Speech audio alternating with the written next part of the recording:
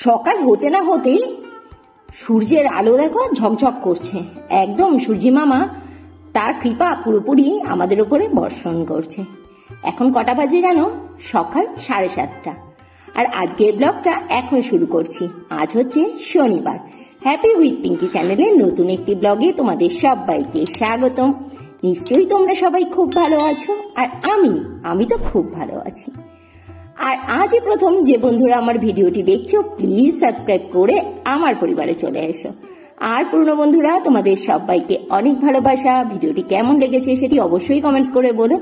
Like করতে কিন্তু একদমই ভুলো না। আমার Instagram ID Pinky Saha 703। Please আমাকে ইনস্টাতে ফলো করো। অ্যাবাউট আর ডেসক্রিপশনে আমার ইনস্টা লিঙ্ক পেয়ে যাবে। তোমাদের দাদা ভাই কাল গেছে কলকাতায় মিটিংয়ে। প্রতিষ্ঠার তো স্কুল ছুটি চলছে, কিন্তু উনি ভীষণ পাজল হয়ে রয়েছে। স্কুল থেকে সামার ভ্যাকেশনের প্রচুর কাজ দিয়েছে। এই কাজ নিয়ে ওনারা নাওয়া খাওয়া ভুলে গেছে। সব নিয়ে সারাদিন বসে বসে এগুলোই করে যাচ্ছে। আর আমি বসিয়ে দিয়েছি রান্না। করে নিয়েছি এখানে উচ্ছে আলু ভাজা, আমের টক, আর করছি বাটা মাছ আলু ডাঁটা দিয়ে। এই গরমকালে না একদম বেশিক্ষণ সময় রান্নাঘরে কাটাতে একদম ইচ্ছে করে না। ভাতও হয়ে গেছে। আজ করছি আলু ডাঁটা দিয়ে বাটা মাছের ঝোল। মাছটাকে সর্ষের তেলে ভালো করে ভেজে তুলে নিচ্ছি। তোমাদের দাদা ভাই কালই মাছ কিনে দিয়ে গেছিল, ধুয়ে ফ্রিজে রেখে দিয়েছিলাম। তারপরে ওই তেলের মধ্যেই আলুগুলো ভেজে তুলে নিলাম। এই তেলের মধ্যেই ফোড়ন দিয়ে দেবো কালো জিরে, শুকনো লঙ্কা আর তেজপাতা।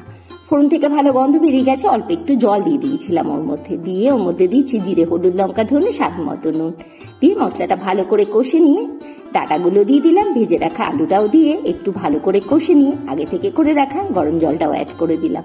আলু ডাঁটা কিছুটা সেদ্ধ হয়ে গেছে। আগে থেকে ভেজে রাখা মাছগুলোও দিয়ে দিলাম। ব্যাস, ঢাকা চাপা দিয়ে বেশ কিছুক্ষণ রান্না করে নিলেই রেডি হয়ে গেল আলু ডাঁটা দিয়ে পাতলা করে মাছের ঝোল।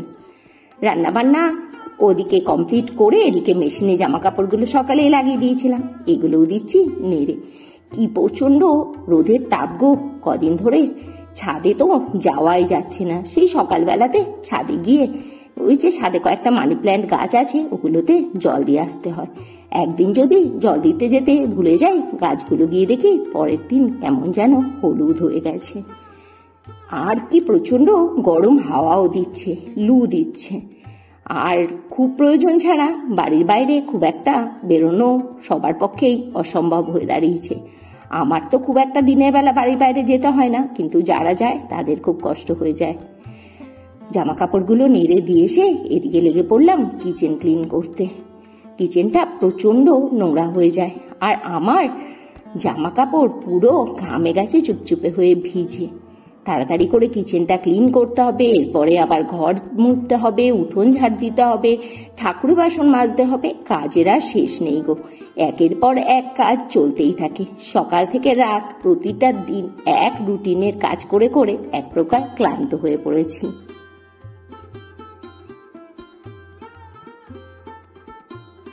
ছেলের কলেজের ব্যাগটা প্রচন্ড নোংরা হয়েছিল। কি বলো তো, প্রচন্ড ঘেমে যায়, আর ঘাম অবস্থায় ব্যাগটা পিছে নিয়ে যায়, আর কালো ব্যাগ ঘামে সাদা সাদা হয়ে থাকে। তোমাদের দাদা ভাই ছেলের জুতো এগুলোও হয়েছিল প্রচন্ড নোংরা। ভাবলাম আজ এগুলোও দিয়ে ধুই। বাসনগুলো নামিয়ে রেখেছি কলপারে। অসীমা এসে বাসনগুলো মাজবে।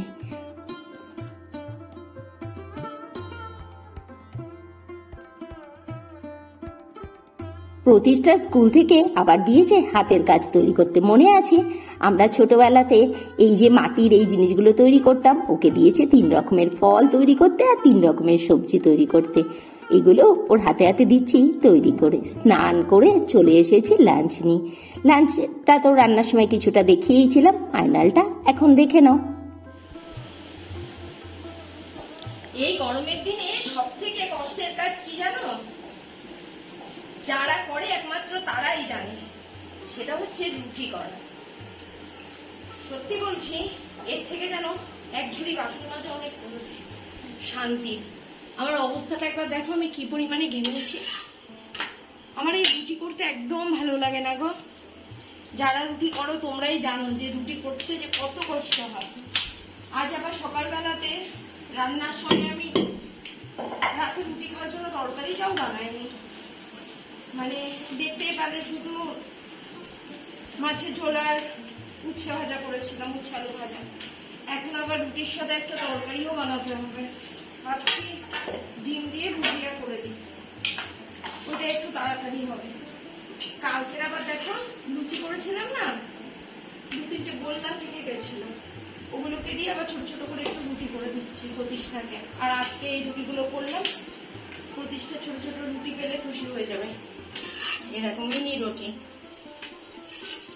সত্যি আমার আর মনে হয় এত কাজের থেকে আমি ছুটি চাই, একটা ব্রেকের খুব দরকার। যারা শুধু বাড়ির বাইরে গিয়ে কাজ করে তাদেরই সম্মান, আমাদের মতো বাড়ির বউরা যারা সকাল থেকে রাত পর্যন্ত কাজ করে তাদের কোনো সম্মানও নেই আর তাদের কোনো ছুটিও নেই।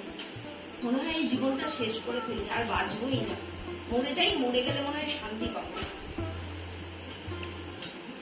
না। রুটিটা করে নিই আর ডিম ভুজিয়াটা করি। আর আজকের ব্লগটা এখানেই শেষ করছি, আর কন্টিনিউ করবো না, ডিম ভুজিয়া দেখাবো না, ডিনার আর ফাইনালটা ডিনারের দেখাবো না। আজকের ব্লগটা এখানেই শেষ করছি। সবাই খুব ভালো থেকো, সুস্থ থেকো, সাবধানে থেকো, টাটা, গুড নাইট।